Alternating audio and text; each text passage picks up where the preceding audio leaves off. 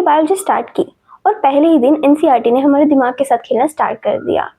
हमारी क्लास 11 का सबसे पहला यूनिट है द लिविंग वर्ल्ड। लेकिन प्रॉब्लम यहाँ आती है कि साइंस भी पूरी तरह से जस्टिफाई नहीं कर पाई कि हम किसको लिविंग कैटेगरी में लेते हैं। अगर हम ग्रोथ को लिविंग प्रॉपर्टी माने, को एक इंडिविजुअल लिविंग प्रॉपर्टी मान लें, तो ग्रोथ तो माउंटेन्स में भी होती है। अगर हम ये कह दें कि मूवमेंट एक लिविंग प्रॉपर्टी है तो कार भी मूव करती है, और अगर हम ये कह दें कि मेटाबॉलिज्म होने से कोई भी चीज़ लिविंग है तो टेस्ट ट्यूब भी हमारी जिंदा है। तो आइए इसी कंफ्यूजन को हम खत्म करते हैं अपनी इस वीडियो में द लिविंग वर्ल्ड के very first topic what is living को करके। एंड मैं आपको एंड में बताऊंगी कि why this topic is individually important. अब आप क्लास 11th में आपने कदम रखा है, सो आपको एक सरफेस लेवल पे चीज़ें ना पढ़ते हुए डीपर लेवल पे जाना पड़ेगा। हर एक टॉपिक को डिटेल में आपको करना पड़ेगा। सिर्फ आपको ये फोकस नहीं करना है कि बोर्ड में क्या आएगा। इंडिविजुअल लेवल पे अगर आपने मेडिकल लिया है, so you need to prepare for NEET जैसे एग्जाम के लिए आपको प्रिपेयर करना होगा। एंड नीट जैसे एग्जाम जो है वो सरफेस लेवल पे पढ़ के नहीं होते हैं। आपको डीप डाउन नॉलेज जो है वो गेन करनी पड़ेगी, चाहे वो कहाँ से भी आए। ठीक है, इस टॉपिक में यह आता है आपको बताना है कि कौन कौन से कैरेक्टरिस्टिक्स होते हैं जो एक लिविंग ऑर्गेनिज्म को बताते हैं ये जिंदा है या नहीं।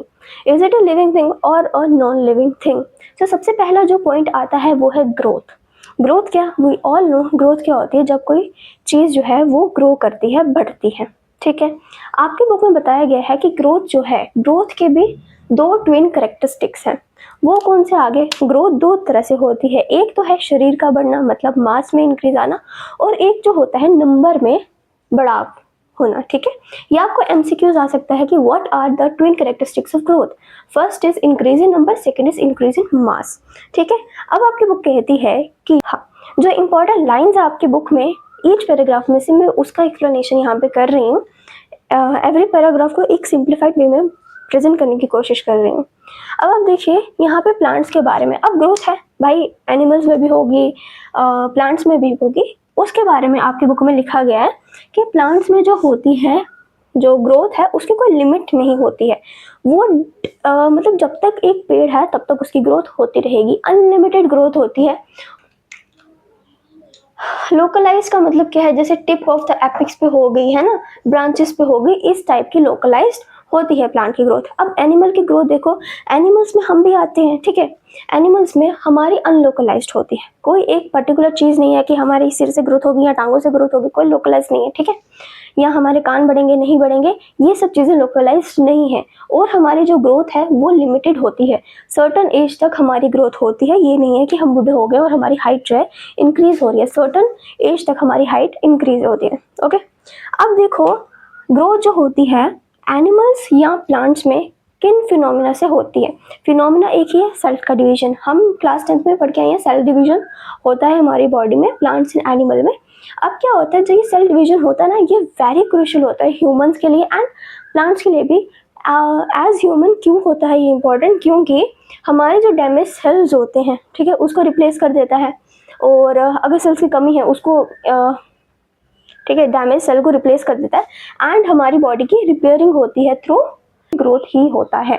अब आप ये याद रखिए, जब माउंटेन्स है, माउंटेन्स पे एकोमुलेशन होती है सैंड्स वगैरह की, तो वो भी तो बढ़ते हैं ना।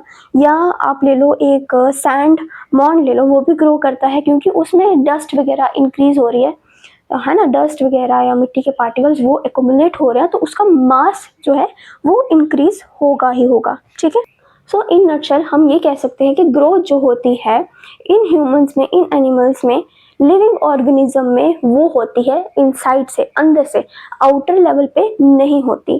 ठीक है, अब हम ये कह सकते हैं आपकी, सो इन द एंड हम ये कह सकते हैं, हमारी एनसीईआरटी ये कहती है कि जो हमारी ग्रोथ है वो एक करेक्टरिस्टिक्स हम ले सकते हैं, like we can take it as a characteristics of living organism, but it is not a defining property of living organism. This is the most important point कि grow talk about reproduction. You all know what is reproduction. Reproduction is the production of progeny produce होना। अब हमारी जो reproduction है, we all know reproduction जो होती है दो तरह की होती है। दो तरह की कैसे, एक होती है असेक्सुअल और एक होती है सेक्सुअल। ठीक है, सेक्सुअल में क्या होता है, द फ्यूजन ऑफ गैमेट्स। जब मेल एंड फीमेल गैमेट जो है वो फ्यूज़ करते हैं, जाइगोट फॉर्म करते हैं, वहाँ से डिवीजन होता है ना। उसके बाद जो है एक प्रोजेनी जो है वो प्रोड्यूस होती है। बट असेक्सुअल रिप्रोडक्शन में आपकी बुक में कुछ इंपॉर्टेंट पॉइंट्स दिए हैं, जैसे कि हम असेक्सुअल रिप्रोडक्शन पूरी क्लास 10th में कवर करके आए हैं। यहाँ पे आपको फंजाई के बारे में पता है, हमें पता है फंजाई कैसे, फंजाई का रिप्रोडक्शन फेज क्या है, मल्टीप्लिकेशन करती है, मिलियंस ऑफ स्पोर्स बनते हैं एंड फिर वो डाइवर्स होते हैं, डिस्ट्रीब्यूट हो जाते हैं इन्वायरमेंट में, और वहाँ पे जहाँ जहाँ वो गिरते हैं वहाँ पे फंजाई की जो प्रोजेनी है वो निकलती है। ठीक है, हाइड्रा और यीस्ट जो है ये बडिंग के थ्रू अपनी रिप्रोडक्शन करते हैं। ठीक है, प्लेनेरिया जो है रीजनरेशन करते हैं। हमें पता है रीजनरेशन क्या होता है, रीजनरेशन होता है लाइक कोई एक पार्ट है वो कट गया, like this is the head, ये पढ़ के आए हैं हम, है ना, ये यहाँ से कट गया, दो हिस्सों में बट गया, अब ये हेड है, नीचे से टेल बन जाएगी, और ये टेल है ऊपर से हेड बन जाएगा, दिस इज रीजनरेशन, है ना।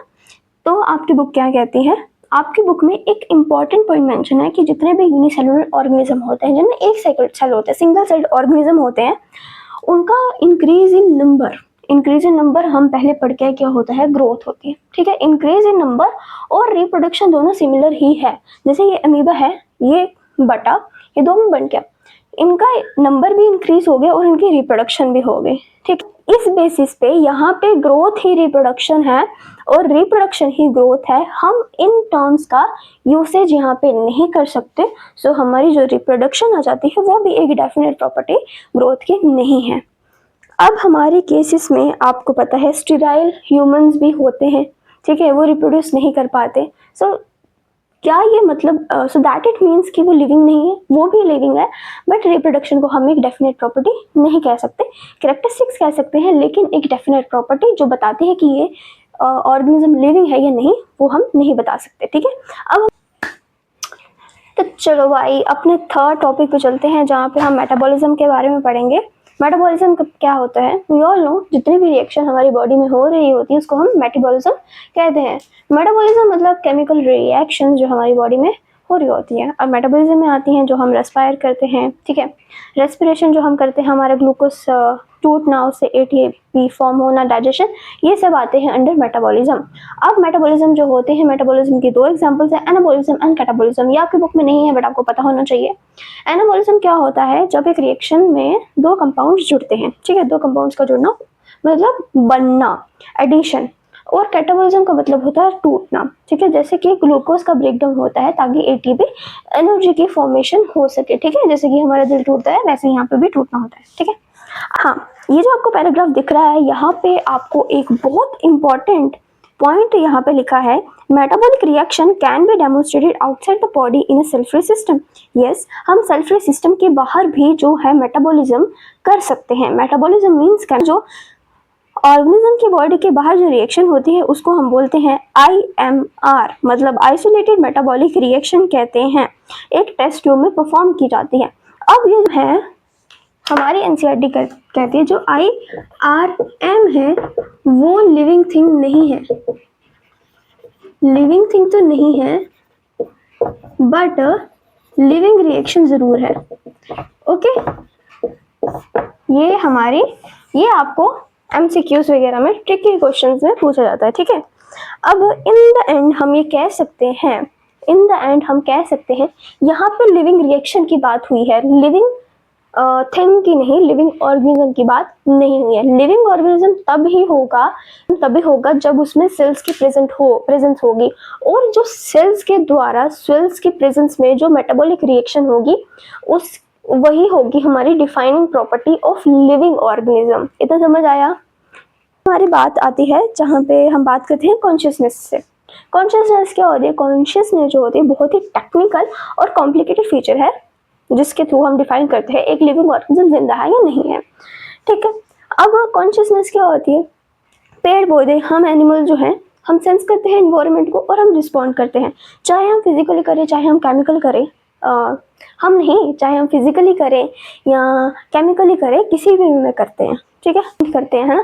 जो प्लांट्स वगैरह होते हैं वो पानी, लाइट वगैरह से रिस्पॉन्ड करते हैं। यहाँ पे एक और टर्म आपको दिया है, फोटो पीरियड। ठीक है, फोटो पीरियड क्या होता है? जहाँ पे हमारे पेड़ पौधे जो हैं, या हम एनिमल्स की बात ले लो, जो हमारे एनिमल्स होते हैं वो डे के रिस्पॉन्स में एंड नाइट के रिस्पॉन्स में इंटरेक्ट करते हैं, ब्रीडिंग करते हैं, या उनके जो फ्लावर्स होते हैं वो ग्रो करते हैं। ठीक है, ये इतना सा कंसेप्ट याद रखो, फोटोपीरियड जो क्या होता है। ठीक है, अब यहाँ पे आपको बोली है कॉन्शियसनेस को हम एक डिफाइनिंग प्रॉपर्टी कहते हैं लिविंग ऑर्गेनिज्म की। यहाँ पे आपको बुक में क्लियरली मेंशन है कि it is a defining property.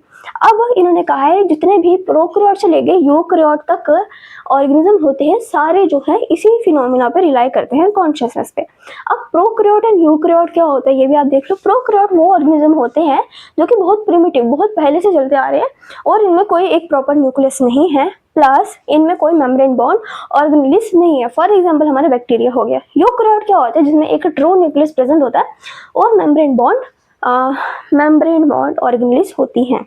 Define करना एक लिविंग ऑर्गेनिज्म को एंड नॉन लिविंग ऑर्गेनिज्म को on the basis of the category, on the basis of characteristic feature is very complicated. ये आपकी बुक बताती है एंड जो आपकी बुक में पेज नंबर 1 से लेके पेज नंबर 5 तक है, इट इज इम्पॉर्टेंट। ये जो characteristic feature of living organism ये 2023 के सेट में आया था जब मैं थी। ठीक है, एंड ये जो टॉपिक है व्हाट इज लिविंग, हम इसको बहुत हल्के में लेते हैं एंड आपने इसको अभी पढ़ा होगा and you will get to know कि इसमें कितना डिटेल्ड है ना, कितनी डिटेल वाली चीज़ें हैं जो हमारी एनसीईआरटी ने बोली है। अगर हमें एग्जाम आए, ठीक है, अगर हमारे क्वेश्चन पेपर में ये क्वेश्चन आ गया और हमने लिख दिया कि growth is a defining feature, defining property of living organism, but हमारी एनसीईआरटी तो कहती है it is not defining property. हम इसको कैरेक्टरिस्टिक्स में ले सकते हैं लेकिन एक डिफाइनिंग प्रॉपर्टी नहीं है। सो वहाँ से हमारे मार्क्स कटते हैं एंड दैट्स हाउ बच्चे जो हैं वो प्रिपेयर करने में लैग करते हैं। फिर जब वो पेपर दे के आते हैं and they will come to know कि what is the fault and number कहाँ कटे, उनको नहीं पता होता। So in this way you need to prepare for your board examination. And इतनी देर से वीडियो इसलिए नहीं आ रही थी because I am not well, मेरे भी एग्जाम हो रहे हैं एंड मेरे को थोड़ा बुखार है। ठीक है, so stay tuned to this channel and अगर आपको ये वीडियो अच्छी लगी हो लाइक शेयर एंड सब्सक्राइब करो। हमारी वीडियो बहुत शॉर्ट होंगी। आप अपनी नीट वगैरह की तैयारी आप बड़े बड़े चैनल जैसे PW हो गए, अनअकैडमी होगी, वहाँ से कर सकते हैं। वहाँ पे फन शॉर्ट मिल जाते हैं, लंबे लंबे लेक्चर, लेकिन हमारे चैनल पे शॉर्ट वीडियोज़ आएंगी एंड जिसमें हर एक टॉपिक को थोड़ा हम डिटेल में कवर करेंगे जो कि नॉट मोर देन 11 मिनट्स। ठीक है, सो होपफुली ये वीडियो ज़्यादा बड़ी ना बनी हो and stay tuned, like share and subscribe. Bye.